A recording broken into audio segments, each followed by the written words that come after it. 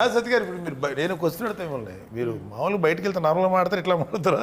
ఇట్లా మాట్లాడుతుంటారా సార్ పిల్లలు ఇంటికాడ ఫెన్లము తాళం వేసుకొని అంటే జనాలకి పర్సెప్షన్ ఏంటంటే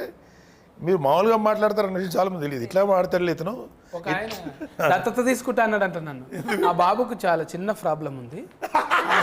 నేను చేపిస్తా బోల్డ్ అంత ఆస్తుంది ఆయనకు పాపం ఛానల్ దగ్గరకు వచ్చి నిలబడ్డాడు